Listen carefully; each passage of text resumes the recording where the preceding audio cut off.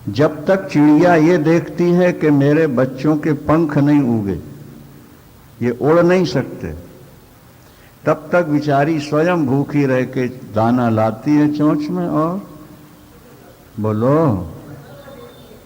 देते, खुद भूखी रह जाएगी। लेकिन जब वो चिड़िया देख लेती है कि अब ये उड़ने लगा, फुदकने लगा और अपनी चोंच से दाना उठा के, चिड़िया ने कहा जाओ बेटे अब छुट्टी हो। गाय भी बछड़े को दूध पिलाती रहती है, पर जब वो देख लेती कि अब ये घास खाने लगा, अब ये बड़ा हो गया, अब पास में आए तो लात मार, जाओ। धर्मशास्त्र तुम्हारे हृदय को शुद्ध करने के साधन है, कर्तव्य तुम्हारे हृदय को शुद्ध बनाने के साधन है। और जब तुम्हारा हृदय शुद्ध हो गया, प्रेमा भक्ति जाग उठी या अद्वैत आत्मा का बोध हो चुका, बोले अब शास्त्र की मर्यादाएं तुम्हारे लिए जरूरी नहीं है, अब कर्तव्य तुम्हारे लिए जरूरी नहीं है, क्योंकि जो तुम्हारा परम कर्तव्य था उससे तुम जुड़ गए, एक हो गए। मानव जीवन का लक्ष्य तुमने प्राप्त कर लिया। अब बेटी बेटे पोते शादी ब्याह पालन पोषण ये सारे कर्तव्य तुमसे छूट गए। लेकिन भावुकता में जल्दी नहीं छोड़ देना, जब तक वो दृढ़ ना हो जाए। क्या? जब तक वो एक व्यक्ति ब्रह्मचर्य का पालन करते रहे और गुरुदेव से कहते रहे मुझे ब्रह्मचर्य की दीक्षा दे दो, संकल्प करा दो। गुरुदेव ने कहा 6 महीने एक सैया पर शयन करो, हाँ, और विकार जागृत न हो, तब तुम उसको संकल्प दिलाएं। और जब वो एक सैया पर हुए तो कुछ समय बाद विकार आ गया। गुरु ने कहा फिर अभी संकल्प नहीं, अभी थोड़ा और, अभी थोड़ा और। बस इसी तरह अगर हमारा आत्मबोध दृढ़ नहीं हुआ, क्या, यदि प्रेमा भक्ति जागृत नहीं हुई, तो सहसा अपना धर्म कर्म छोड़ नहीं दे, अपने कर्तव्य का पालन भी छोड़ नहीं दे। एक समय ऐसा आ जाएगा जब ये धर्म कर्म और कर्तव्य अपने आप छूटे। प्राण अपने आप छूटे तो पाप नहीं लगता, और फांसी लगा के जहर खा के प्राण छोड़ोगे तो पाप लगेगा। अंदर वासना भरी पड़ी है, दुनिया को दिखाने के लिए पुजवाने के लिए कपड़े बदल लिए, नहीं, ऊपर से बाबा जी हैं, अंदर से बाबू जी हैं, विषयों का चिंतन हो रहा, खतरनाक। जैसे ऊपर बने हो अंदर वैसे ही हो जाओ, और बहुत समय तक इसका परीक्षण कर लो, उसके बाद ठीक है। वृंदावन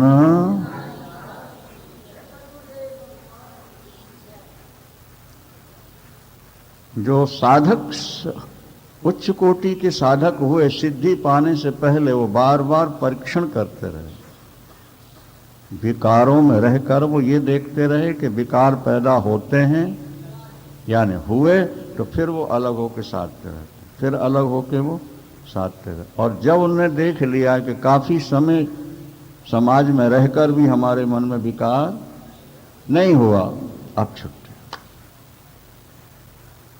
तो जीवन मुक्त योगी के लिए कोई कर्तव्य, फिर उसकी क्रियाएं सहज रूप में होती रहती हैं, गलत नहीं होती, क्योंकि धर्म का पालन करने से ही तत्व का बोध हुआ है, हृदय शुद्ध होकर। तो धर्म का पालन करते करते पालन करने का स्वभाव बन चुका था, तब बोध हुआ, तो फिर उनकी क्रियाएं भी धर्म के अनुसार ही चलती रहती, स्वभाव। अपने गुरुदेव से किसी ने पूछा कि आप तो ब्रह्मसूत्र, अद्वैत सिद्धि और वेदों का भी भाष्य किया, ऐसे ग्रंथ पढ़ाते हैं, आत्म तत्व का इतना निरूपण, फिर आप तो स्वयं ब्रह्म ज्ञानी हो गए, वे पूजा क्यों करते हैं?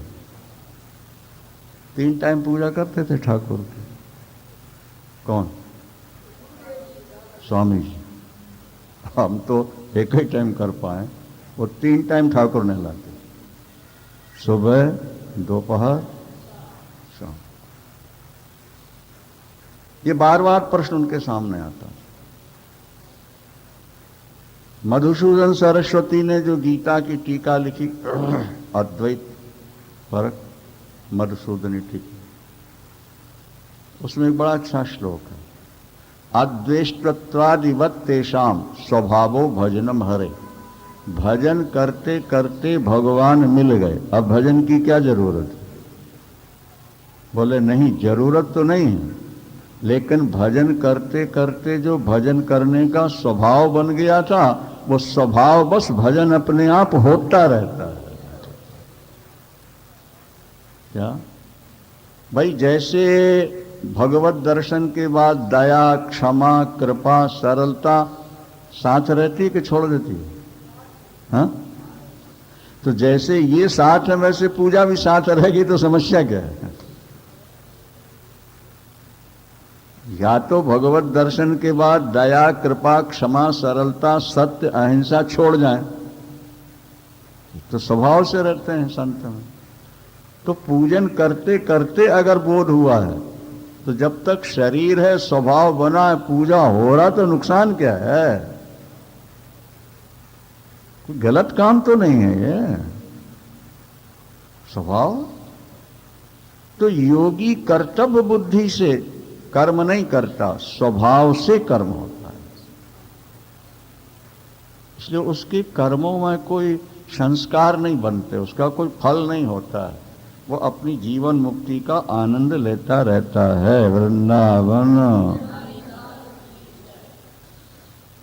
क्वा मोहा क्वचवा विश्व क्वा तद्ध्यानम क्वा मुक्तता सर्व संकल्प सीमायाम विश्रांतस्य महात्मनः। महात्मा के सारे कर्म शांत हो गए, संपूर्ण कर्म उसको छोड़ चुके हैं। अब उसके अंदर कहाँ का मोह, कहाँ का संसार, कहाँ का ध्यान, कहाँ की मुक्ति, ये तो चीजें बहुत पीछे रह जाती। मुक्ति की जो कामना है ना, जब तक तुम्हें बंधन का अनुभव नहीं हो रहा हो, तो मुक्ति की कामना कैसे जागेगी तुम्हें? मुक्ति की कामना, इसका मतलब कि तुम बंधन में हो, नहीं समझे? जैसे आप बैठे हो, आप बंधन में हो कि मुक्त हो? तो अब मुक्त होने की क्या इच्छा करोगे? और बंधे हो तो मुक्ति की इच्छा करेंगे। तो जो साधक हैं वो तो मुक्ति की इच्छा करते हैं, पर जो मुक्त हो चुके हैं, जीवन मुक्त हो चुके, अब उनके अंदर मुक्ति की भी इच्छा नहीं रह जाती, पीछे रह गई ना। वो स्वरूप को प्राप्त कर अपनी मस्ती में मस्त रहते, मस्त अलमस्त रहते, रोटी लंगोटी वो भी प्रारब्ध से। अब आजकल तो थोड़ा समय बदल गया, उसके अनुसार संतों का भी रहना सहना बदल गया, और नहीं तो प्राचीन काल में लोग अपने फटे पुराने कपड़े या कैंची के कटने के बाद, कपड़े बनाने के बाद जो कतरन बच जाती, वो झाड़ों पर लोग टांग देते। कुछ लोग नए कपड़े भी खरीद के झाड़ों पर, और संत लोग उनको उतार के गुदड़ी बना करके ओढ़ के गुजारा कर। क्या गुदड़ी शब्द है ना, गुदड़ी वाले बाबा हरिद्वार में चर्चा है। काली कमली वाले बाबा जैसे कहा जाता है, एक कंबल छुट्टी। अभी हमारे बाबा जी यहाँ रहते हैं साथ में, तो कुछ ज्यों ज्यों आप ऊपर उठते जाओगे, त्यों त्यों संसार की वासनाएं, कामनाएं अपने आप तुम्हारी गलित होती चली। अपने को ऊपर उठाने का अभ्यास करो, विचार करो। जैसे कोई बीहड़ जंगल से निकल रहा हो, मालूम हो गया हो कि यहां चोर या जानवर रहते हैं, तो चल तो रहा है लेकिन कहीं चोर ना आ जाए, कहीं शेर ना आ जाए, ये भाव बना है कि नहीं बना हो? क्या? इसी तरह तुम जब संसार में व्यवहार करो, एक दृष्टि अपने स्वरूप में लगा के रहो, मैं वो हूं, मैं वो हूं, मेरा असली स्वरूप नित्य शुद्ध बुद्ध मुक्त है, मैं सच्चिदानंद स्वरूप, अयम आत्मा ब्रह्म, ये आत्मा ब्रह्म, आत्मा ब्रह्मेति निश्चित्य, अष्टावक्र जी ने साफ साफ कह दिया, आत्मा ब्रह्म, ये पहले कहा जा चुका है। ठीक है, मग्न हो जाओ, सर्व संकल्प विकल्पा सीमायाम, सारे संकल्प और विकल्पों की सीमा को पार कर गया, और योगी मस्त है अपने आप, वो दिखावा नहीं करता, वो चढ़ावा नहीं चाहता, वो अपनी पूजा नहीं चाहता, वो अपना यश नहीं चाहता, वो अपने को छुपा करके रखता है, सादगी में रखता है। नहीं, किसी ने लंबी जटाएं बना ली, लोग मुझे बड़ा तपस्वी समझ करके मेरी क्या, किसी ने गेरुए वस्त्र पहन लिए कि लोग मेरे वस्त्रों को देखकर बाबा जी समझ के मेरी पूजा करें। किन्हीं ने कहा जी हम तो दूध ही पी के रहेंगे, बोले दूधाधारी महात्मा है ये केवल दूध पीते हैं, ये भी एक और सम्मान का एक माध्यम है।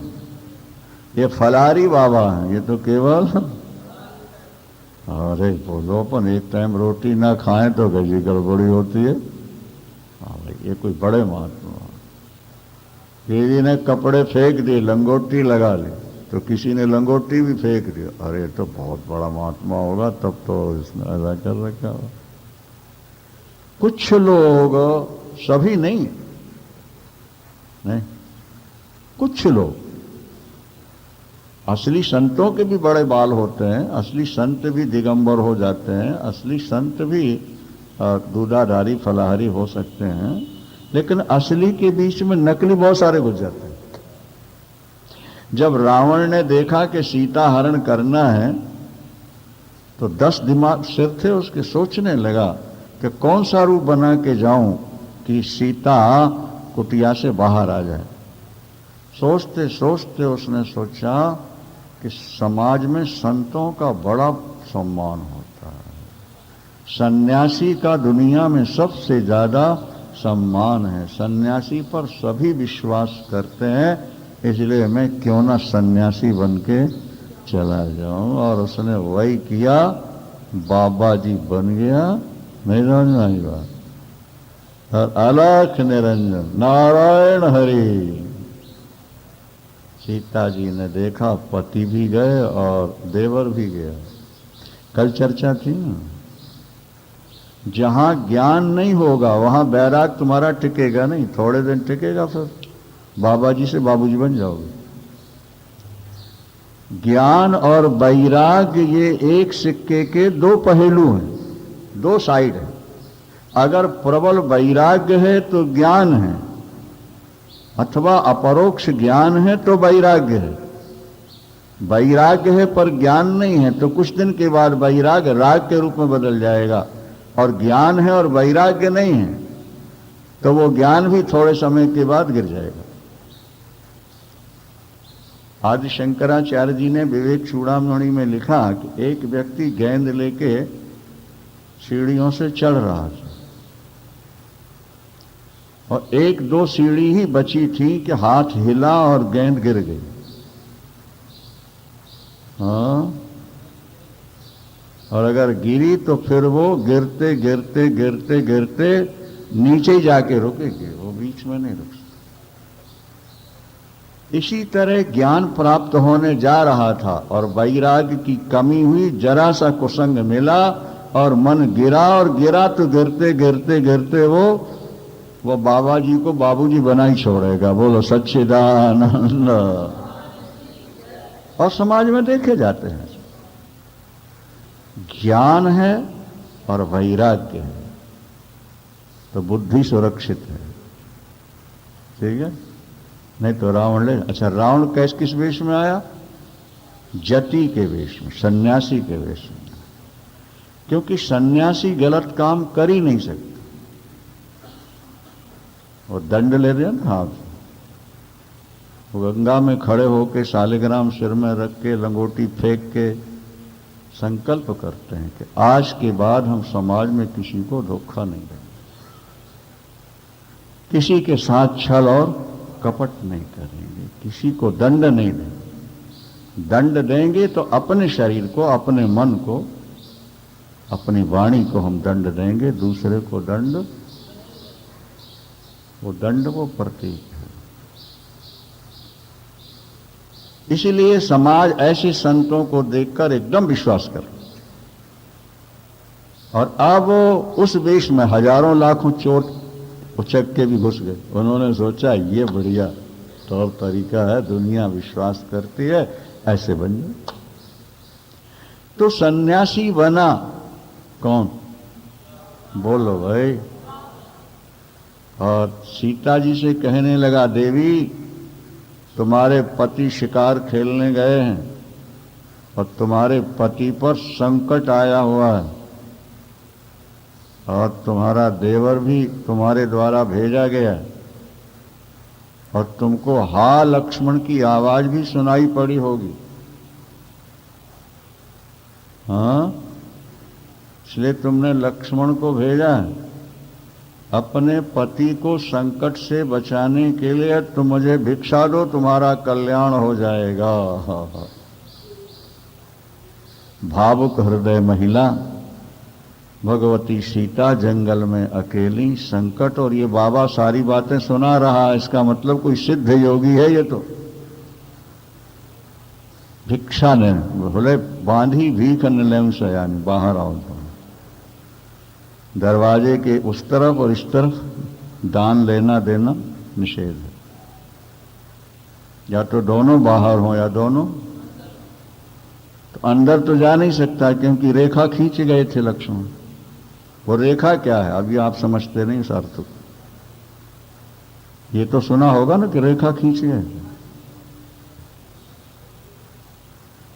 और ये कह गए थे कि मां इसके बाहर नहीं निकलना। ठीक है, आध्यात्मिक दृष्टि से वो रेखा है श्रोतव्यो मंतव्यो निदिध्यासितव्य।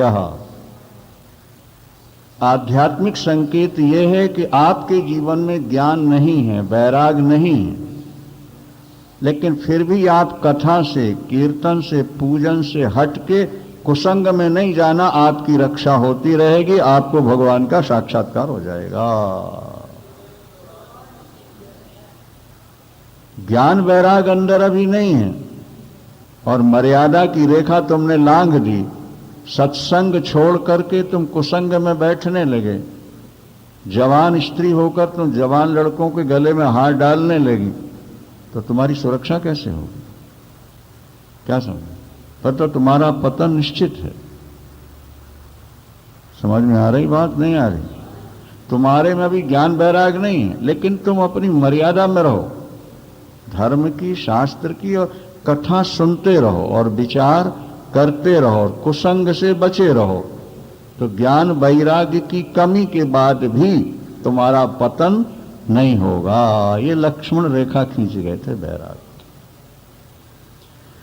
लक्ष्मण ने रेखा खींची मतलब वैराग की रेखा खींच दी। वैराग की रेखा खींचने का मतलब कि अगर हमारा मन हमारे शरीर के अंदर ही रह करके भगवत चिंतन करता रहे तो कभी न कभी भगवान का साक्षात्कार हो जाएगा। और अगर वैराग्य की रेखा को लांघ कर तुम राग के मंडल में चले गए, भूमि में चले गए, तो तुम्हारा पतन निश्चित हो जाएगा। फिर तुम्हारा पतन निश्चित है। इसीलिए कुसंग से बचना। राम जी ने साफ कह दिया कि बारू भाल तात नरक करी बासा, दुष्ट संग जनि दे विधाता। हे परमात्मा, नरक दे दे पर दुष्ट का संग न दे, कुसंग न दे, उससे बच। ठीक है, समझ में आ रहा है? ज्ञान और वैराग्य की भूमि को पार करोगे, स्वरूप में पहुंच जाओगे, निश्चिंत हो जाओगे। जब तक वहां नहीं पहुंचे तब तक तुम धर्म की मर्यादा, भजन पूजन पाठ करते रहना। वृंदावन एन विश्वमिदं दृष्टम सनास्तीति करोतु वै निर्वासना किं कुरुते पश्यन्नपि न पश्यति। क्या? जो जगत को देख रहा है वो जगत के पर पदार्थों में प्रलोभित हो रहा है, वो उनमें सुख देखकर पाने की इच्छा करता है। जैसे सोने का मृग देखकर सीता जी ने पाने की इच्छा की, लेकिन जिसकी दृष्टि में जगत है ही नहीं, महापुरुष की दृष्टि में, जैसे सुखदेव भगवान निकल रहे थे, बिना वस्त्र स्त्रियां नहा रही थी, उनकी दृष्टि में स्त्री पुरुष का भेद था ही नहीं। किनके? हाँ, तो ब्रह्म ज्ञानी जीवन मुक्त की दृष्टि में संसार नाम की कोई चीज न निरोधो न चोत्पत्ति न बद्धो न च साधका। एक श्लोक ऐसा भी मिलता है, न मुमुक्षु नवई मुक्तो इत्येषा परमार्थ। एक दृष्टि ये बनानी होती है कि न निरोधो न चोत्पत्ति, संसार न बना है न बिगड़ेगा। दुनिया में कोई साधक नहीं, कोई बंध नहीं, कोई मुक्त नहीं, कोई मुमुक्षु नहीं, कुछ नहीं। फिर ये क्या दिख रहा? बोले स्वप्न का संसार दिखाई दे। संसार को भूलना हो क्या? उसके दोष देखना शुरू करो। किसी के गुण देखोगे तो आकर्षण बढ़ेगा नहीं, और दोष देखने लगोगे बराबर। संसार है ही नहीं भाई, दिख तो रहा है सामने। बोले सामने तो आकाश नीला दिख रहा है, जाओ देख के आओ, कहीं नीलिमा मिल जाए तुम्हें। आकाश नीला दिखता है पर है नहीं। रेत में जल दिखता है पर है नहीं। रस्सी में सांप दिखता है पर, सीपी में चांदी दिखती है पर होती नहीं। इसी तरह ये संसार दिख रहा है प्रभु की माया के आधार पर, ये संसार है। आगे अंतिम कोटि है ये जाकर, अंतिम। क्योंकि जगत है और जगत में पद पदार्थ हैं, तो फिर उसमें सुख भी है, तो उसमें प्रवृत्ति भी है, तो फिर उलझन है। जिस गली में शराब बिकती है, मीट बिक रहा है, हम उस गली से गुजरें कि दूसरी गली से निकल जाएं? हाँ, अगर बार बार तुम वहां से गुजरते रहोगे ना तो कभी न कभी फंस जाओगे। रास्ते छोड़ दिए। संसार है अगर बुद्धि में बना है और संसार में सुख है और भोग है, तो मन कभी न कभी संसार के पदार्थों को पकड़ेगा। इसलिए उच्च दशा वो है जहां संसार नाम की कोई वस्तु है ही नहीं, स्वप्न है, स्वप्न। उमा कहो मैं अनुभव अपना, उमा कहो मैं सतोहारी भजन जगत सब सपना, सतोहारी। अरे भाई संसार न होता तो दिखता कैसे? तो बोले स्वप्न नहीं होता फिर भी दिखता है कि नहीं दिखता? बोलो। अच्छा, स्वप्न में खाना पीना, अपने प्रेमी से मिलना और ठीक वैसे ही अनुभव होना, ये सारा सारा होता है कि नहीं होता? बोलो। लेकिन कुछ है वहां, तो जब कुछ नहीं है तो इतना सब क्यों हो रहा? बोले यही तो स्वप्न का चमत्कार। ये स्वप्न का एक, इसी तरह संसार है ही नहीं तो फिर दिखता क्यों? बोले यही तो माया का चमत्कार, अज्ञान का चमत्कार है। यही अज्ञान का, माया का। यहां फूल थोड़े हैं, कांटे ज्यादा हैं, याद रखना। गुलाब के पेड़ में फूल थोड़े, कांटे ज्यादा। संसार में सुख थोड़ा, दुख ज्यादा, समस्याएं ज्यादा। इसलिए अगर तुम कांटों से बचना चाहते हो तो फूल तोड़ने की इच्छा मत करो। अगर तुम संसार की समस्याओं से बचना चाहते हो तो संसार से सुख लेना छोड़ो। दुनिया में निष्कंटक सुख है ही नहीं। जिस सुख के साथ कांटे दिल में न चुभें, ऐसा दुनिया में कोई सुख है ही नहीं। अगर निष्कंटक सुख है तो वह आत्मा का। एक नारी पर पुरुष से प्यार करती है, नवयुवक देख करके बड़ा स्वस्थ सुंदर है, प्यार कर, ठीक है, लेकिन हर समय उससे मिल सकती है? बोलो। और मिलन की इच्छा है, तो मिलन की इच्छा है और मिल नहीं रहा, तो न मिलने के कांटे चुभ रहे हैं कि नहीं?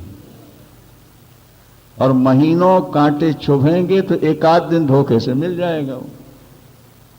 तो सुख तो मिला क्षण भर का, लेकिन कांटे चुभते रहे जिंदगी भर, वर्षों महीनों। तो वो सुख किस काम का जो एक क्षण सुख दे और वर्षों के लिए कांटे चुभाता रहे दिल? क्या समझे?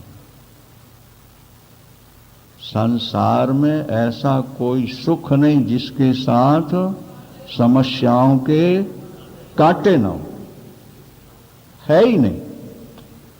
किक्कर का ऐसा पेड़ नहीं होता जिसमें कांटे ना हो। बबूल का पेड़ अगर है तो उसमें कांटे होंगे। संसार का कोई सुख निष्कंटक नहीं है। और यही कारण है कि आज समाज का हर व्यक्ति परेशान।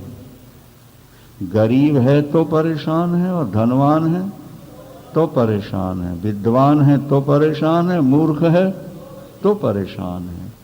क्योंकि छोटे व्यक्तियों की छोटी इच्छा पूर्ण नहीं हो रही तो वो परेशान है, और बड़ों की बड़ी इच्छाएं पूरी नहीं हो रही वो परेशान है। धन सुख नहीं देता। पत्नी में अखंड आनंद नहीं है, पति में अखंड आनंद नहीं, क्षणिक सुख है। धन में क्षणिक सुख है, और जब ज्यादा धन आता है तो बीमारियां साथ ले आता है, अशांति साथ ले आता है, बेचैनी और समस्याएं धन साथ ले आता है। आप बबूल का पेड़ बो, किक्कर का पेड़ भुइजो भी दरवाजे में, और कहो कांटे नहीं हो, कांटे नहीं लगे, नहीं हो सकता। इसलिए जो मनीषी, विद्वान, बुद्धिमान, समझदार है वो उन्होंने संसार से मुंह मोड़े। अपने लक्षेश्वरासन जी महाराज कह रहे थे, बोले शादी की इच्छा ही नहीं हुई, बचपन से सत्संग किया और सुनते सुनते बस मन बन गया कि अब ईश्वर। अब 85 वर्ष के हो गए, दुख क्या है, तनाव और टेंशन क्या है, बोले पता ही नहीं। जो सुख नहीं चाहेगा उसे दुख नहीं मिलेगा, और जो सुख चाहेगा वो दुखों से क्या, जो सुख चाहेगा वो दुखों से बच ही नहीं सकता। अपेल सिद्धांत है, अकाट्य सिद्धांत है। आज मानो चाहे 1000 जन्म बाद मानो, मानना पड़ेगा। अगर तुम अखंड अनंत शांति चाहते हो तो। इसलिए कहा दृष्टो येनात्म विक्षेपो। हाँ, येन दृष्टम परम ब्रह्म सोहम ब्रह्मेति चिंतयेत किम चिंतयेत निश्चिंतो द्वितीयम यो न पश्यति। बहुत अच्छा श्लोक 16वां।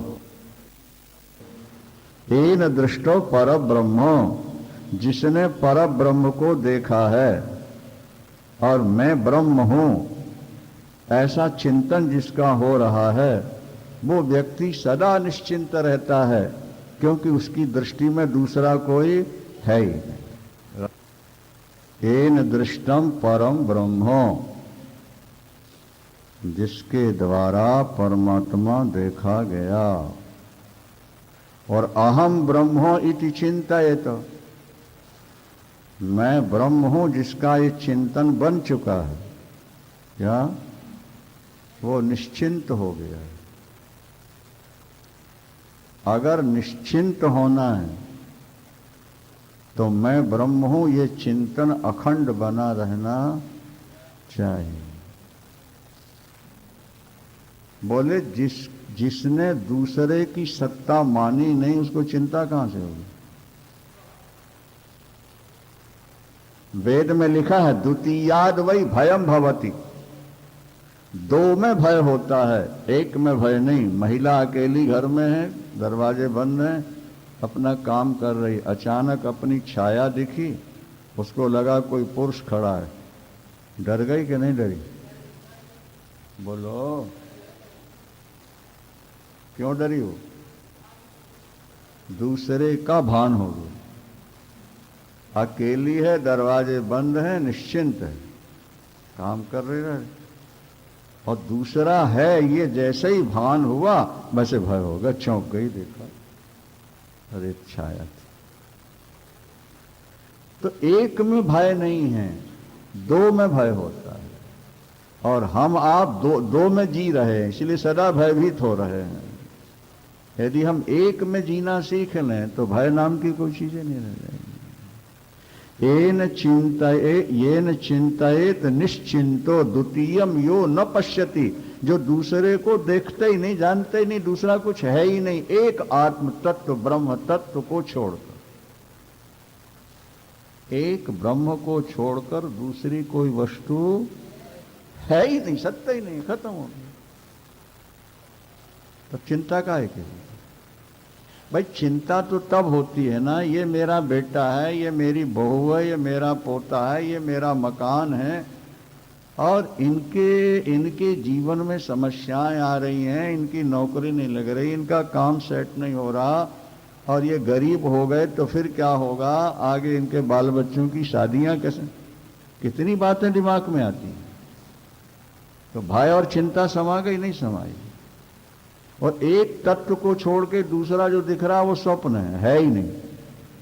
अरे बोले हैं तो ये पैदा किए, बोले जिसने पैदा किया होगा वो अपने आप संभालेगा, हमारे सोचने से कुछ बनता है क्या। हाँ, तुम श्रम करते हो, कोई काम करते हो, और जब सफलता मिल जाती है तो तुमको लगता है कि हमारे श्रम से सफलता मिल गई। हाँ, वो वस्तु तुम्हें मिलनी ही थी, ये संयोग की बात है। हाँ, कि तुमने श्रम किया और सफलता मिली। एक व्यक्ति ने कहा मैं श्रम नहीं करूंगा, और भाग्य में करोड़ रुपया लिखे थे, वो भजन करता रहा, बेटे ने लॉटरी लगाई, करोड़ रुपया की खुल गई, वृंदावन करोड़पति हो गया, नहीं हुआ, श्रम नहीं किया। आप कहते हो हम अपने परिश्रम से कर लेंगे, अरे भाई आप रोज दाढ़ी बनाने का श्रम कर रहे हो कि नहीं। हाँ, लेकिन सफलता मिली आज तक आपको। आपका श्रम आपके कार्य को सफल नहीं करता, आपके प्रारब्ध में जो लिखा है, और आप उस समय कर्म कर बैठते हैं, तो प्रारब्ध से कार्य सिद्ध हो गया। तुमने सोचा मैंने किया इसलिए हो। ये देवियां पतियों को डांटती रहती, जाओ ना, उनसे मिलो ना, ये करो ना, वो करो ना, घर ही में बैठे रहते हो, कैसे काम चलेगा। लेकिन जो महापुरुष होते हैं वो कहते हैं ठीक, जो होना है वो होगा। श्रम भी करो लेकिन चिंता नहीं। चिंता दो को लेके हो। अद्वैत में किम चिंतयेत निश्चिंतो हो, वो क्या चिंतन करे, तो निश्चिंत हो चुका है। क्योंकि द्वितीयम यो न पश्यति, यह शब्द बहुत अच्छा है। द्वितीयम यो, जो दो को देखा ही नहीं रहा उसे चिंता कहां से। तुम परिवार को देख रहे हो इसलिए परिवार की चिंता है, देखो ही नहीं, है ही नहीं, निश्चिंत हो जाओ। दृष्टो येनात्म विक्षेपो, दृष्टो येनात्म विक्षेपो निरोधम कुर्ते त्वशौ, उदारस्तु न विक्षिप्ता साध्य भावात करोति किम।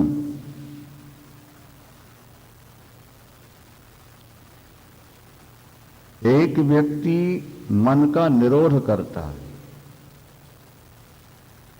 योग शास्त्र कहता है कि मन की वृत्तियों का निरोध करो, और कोई व्यक्ति मन की वृत्तियों का निरोध करने के लिए उपाय कर रहा है। इसका मतलब है कि वृत्तियां चंचल हैं, वृत्तियां हैं इसलिए वो उनका निरोध करना चाहता है। और जिसकी वृत्ति है ही नहीं, निरोध क्या करेगा? वृंदावन क्या विक्षेप है, उसको हटाने के लिए ध्यान करो। और जहां विक्षेप है ही नहीं वहां ध्यान क्या करे, किसका करे? भाई हम भगवान का ध्यान करना चाहते हैं या आत्मा का ध्यान करना चाहते हैं और परिवार का ध्यान हो रहा है, तो परिवार का ध्यान हटाने के लिए हम ध्यान लगा रहे हैं, हम समाधि लगाने जा रहे हैं। और परिवार का ध्यान होता ही नहीं तो हटाने के लिए समाधि लगाने की जरूरत क्या है? वृंदावन में एक भगत थे, वो कहा करते थे, माला जपू न कर जपू, माला जपू न कर जपू, ना मैं सुमरो राम, मैं भजन नहीं करता, न राम का भजन करता, न माला जपता, न पूजा, न पाठ। फिर क्या हो रहा है? बोले मेरा सुमिरन हरि करें, मैं पावा विश्राम। मेरा सुमिरन हरि करें, मैं पावा। इतना कर लिया, अब वो करे, हमें करने की जरूरत। कबीरा मन निर्मल भया जैसे गंगा नीर, कबीरा मन निर्मल भया जैसे गंगा नीर, और पाछे पाछे हरि फिरें कहत कबीर कबीर। जब तक जीवन में पूर्णता नहीं आई तब तक अभी पूजा करना है, अभी पाठ करना है, अभी जप करना है, अभी ध्यान करना है, ये सारी उलझने बनी रहेंगी। और जिस दिन पूर्णता हो गई तो 24 घंटे पूजा है, 24 घंटे ही ध्यान है, तो अब अलग से ध्यान कहां से करें? क्या चलो बिहारी जी के दर्शन करें आए, अच्छी बात है, चलो। वैसे न जाए तो कोई फर्क नहीं है। क्यों? बोले 24 घंटे दिमाग में बिहारी जी रहते हैं, तो अब अलग से वहां जाके दर्शन करने की क्या जरूरत? अलग से दर्शन करने की तो तब जरूरत है जब वहां जाके बिहारी जी याद आते हैं और बाकी भूले रहते हो।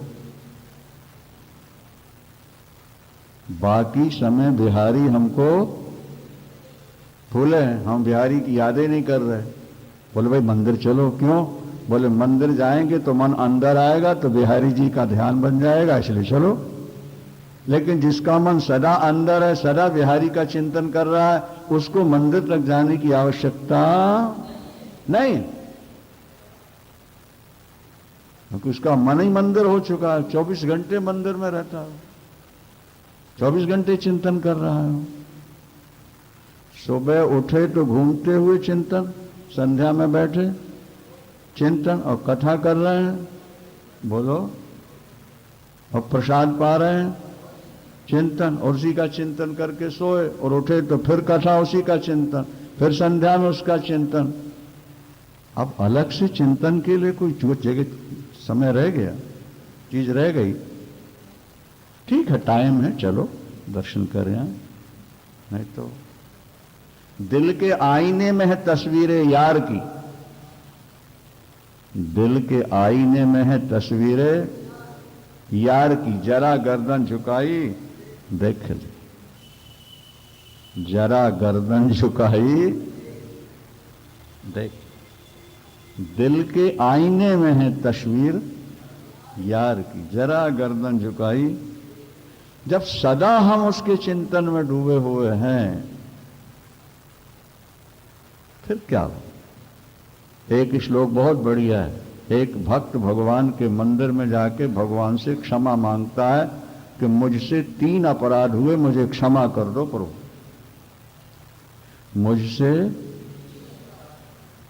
मुझे क्षमा कर दो।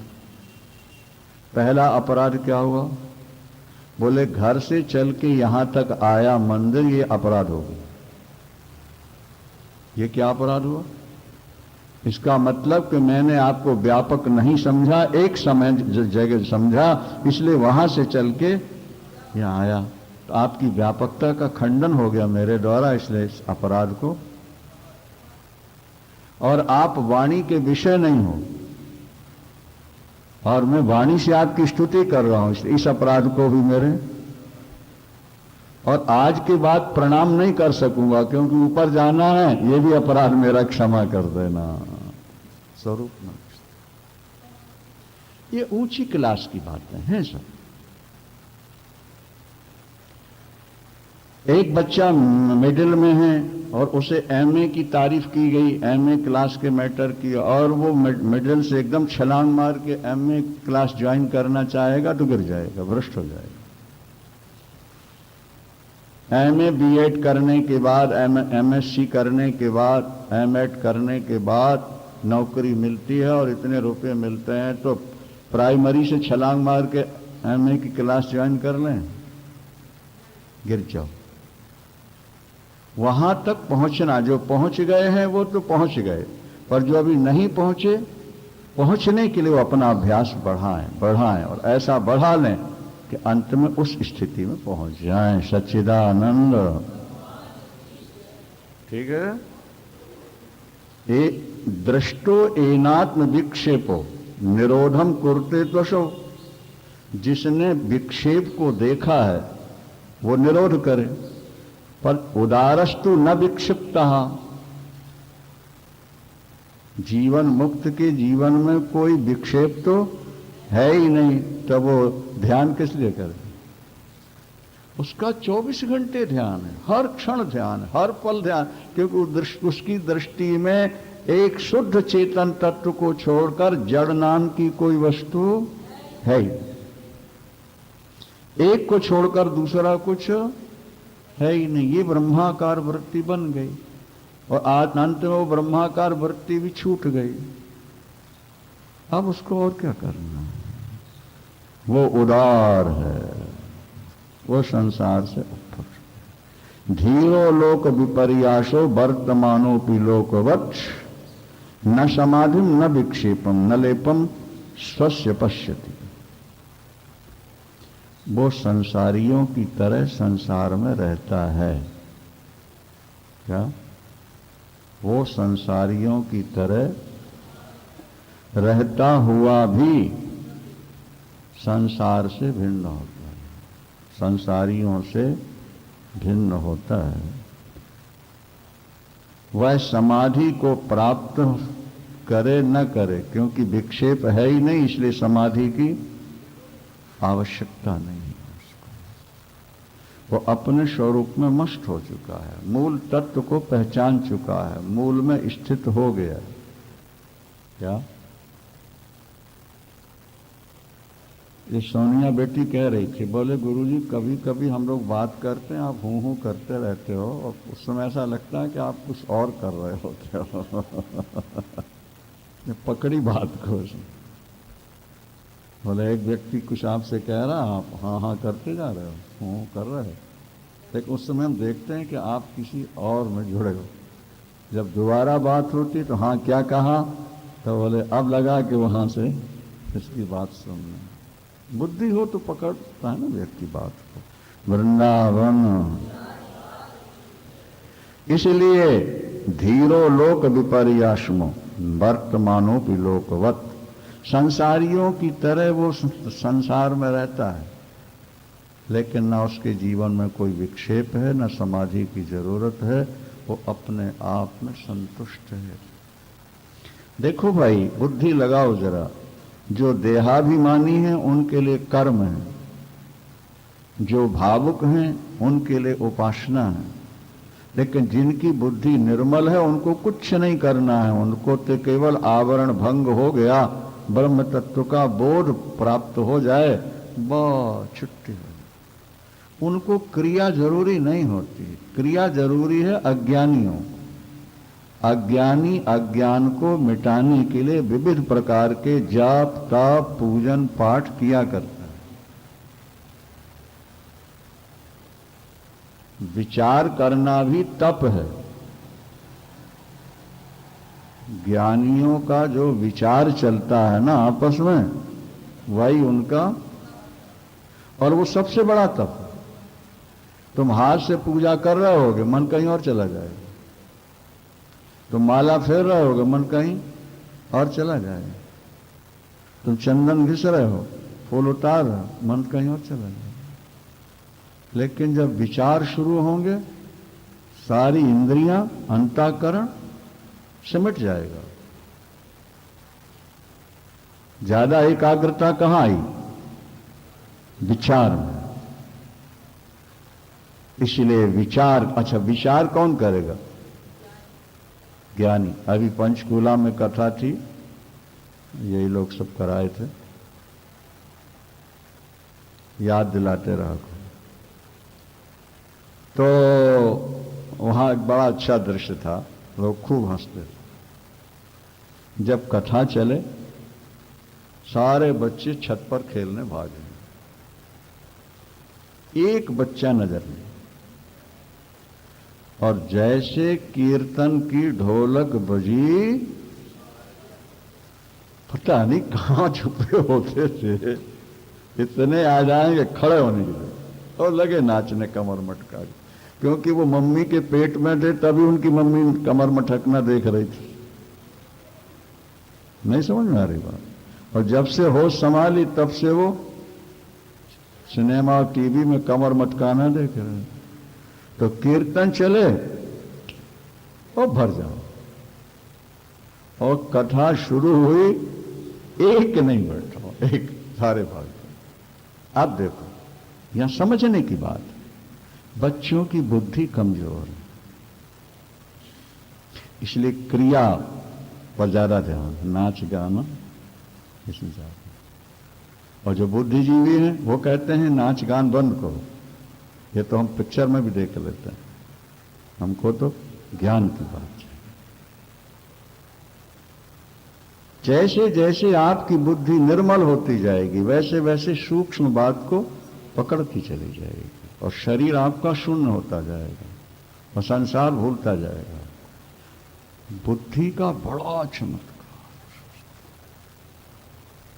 और इसीलिए भगवान से प्रार्थना की जाती है कि प्रभु हमारी बुद्धि बढ़ा दो, बुद्धिम यान प्रचोदया। क्या? हमारी बुद्धि को निर्मल बना के ईश्वर से जोड़ दो। संसार में धनवान बहुत मिलेंगे, रूपवान भी बहुत मिलेंगे, बलवान भी बहुत मिलेंगे, लेकिन विद्वान बहुत थोड़े मिलेंगे।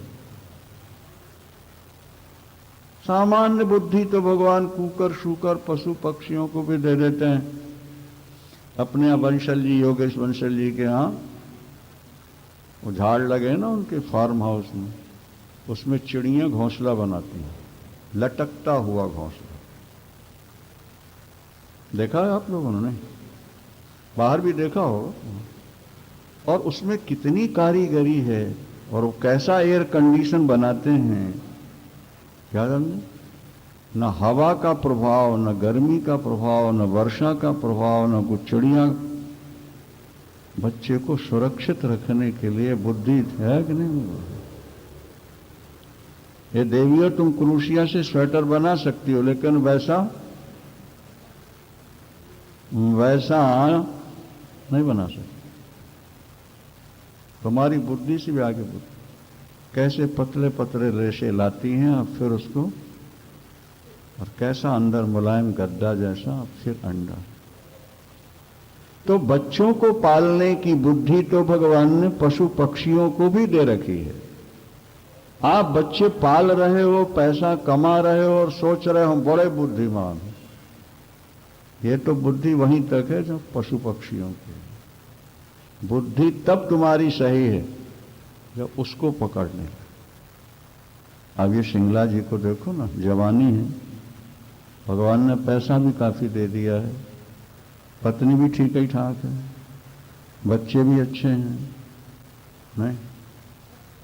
और 250-300 आदमी काम कर रहे हैं, बड़े बड़े ठेके हैं, और आगे बैठे कथा से, और नोट भी कर रहे हैं। और भी कई धनवान हमसे जुड़े हैं जो नोट दे देते हैं, दिमाग नहीं लगाते। क्या? एक शादीलाल हैं, वो दिमाग लगाते हैं, नोट भी देते हैं।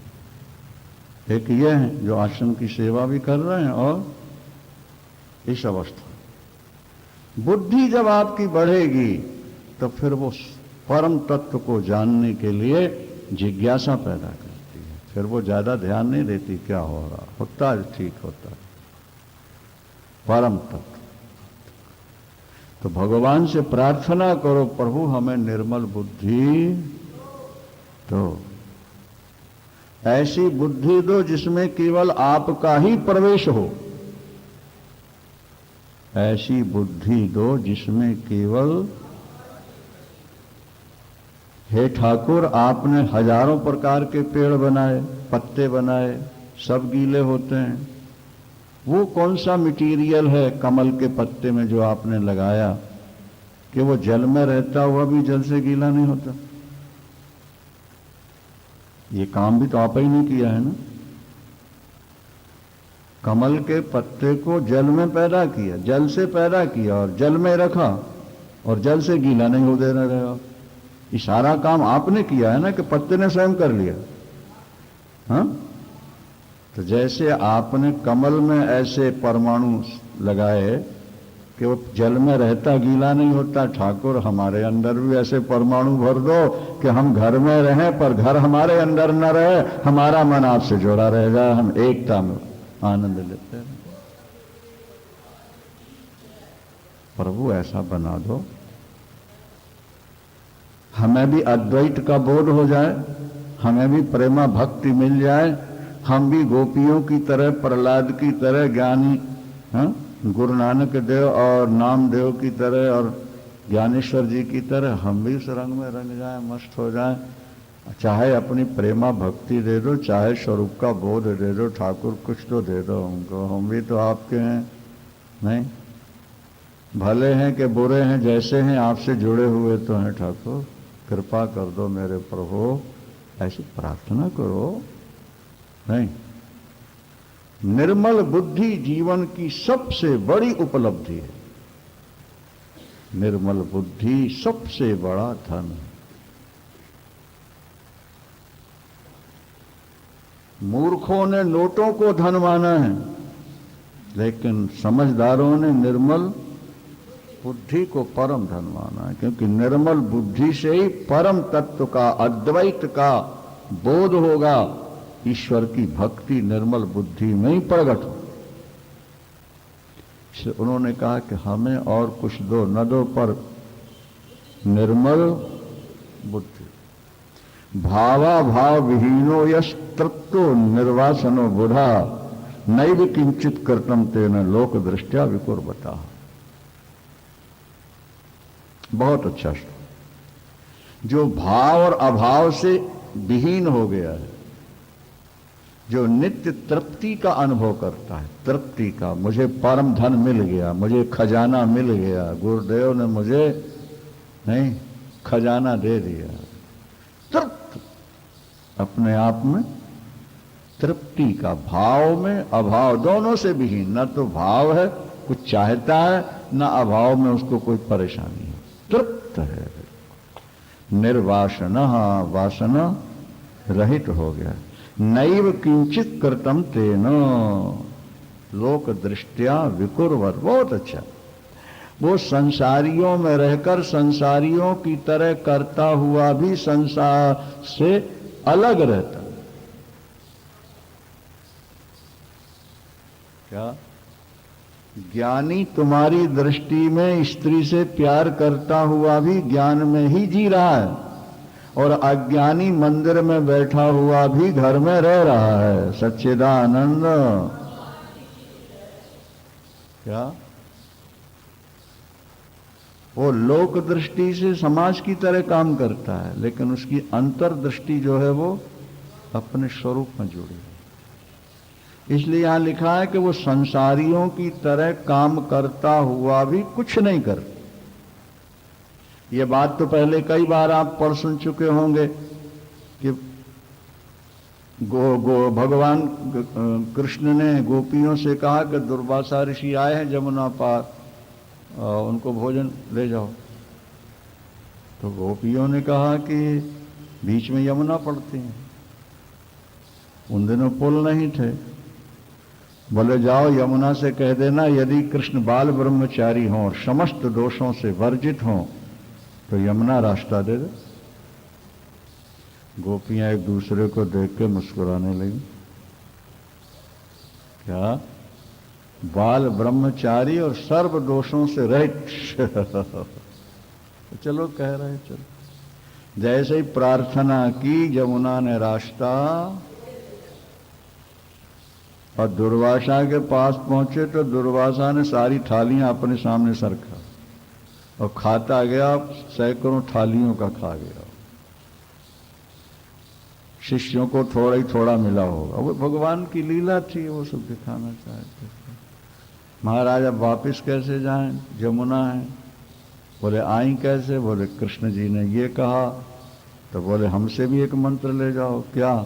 जब से होश संभाली दुर्वासा ने भोजन ही ना किया हो तो रास्ता दे दे यमुना। अरे बाबा जी हमारी आंखें धोखा नहीं दे सकती। कई लोग कहते हैं हमने अपनी आंखों देखा है, ये गलत नहीं हो सकता। अरे बाबा तुम्हारी आंखें भी तुम्हें धोखा दे सकती हैं। संतों की रहनी बहनी सहनी को तुम समझे ही नहीं सकते हो। क्या समझे? तुमने अपनी आंखों से क्या देखा है? बाहर की क्रिया ही देखी है ना, अंदर के स्वरूप को तुम क्या समझते? गोपियों का तर्क है कि हमारी आंखों के सामने भोजन किया है, हम कैसे माने कि तुमने जब से होश संभाली भोजन किया ही नहीं? तो भाषा ने कहा जाओ यमुना से रास्ता मांगो। और जब हम रास्ता मांगा खोलिए। अब गोपियां आके घेर के बैठ गई ठाकुर के सामने। क्या वो फलारी बाबा है क्या? और आप बाल ब्रह्मचारी, सब दोषों से। हमें समझाओ भी तो। हम नारी जाति इतनी पढ़ी लिखी नहीं है कि सब समझ। तो समझा दिया कि दुर्वासा ने कहा कि जब से होश संभाली, मतलब जब से बोध हुआ, ज्ञान हुआ।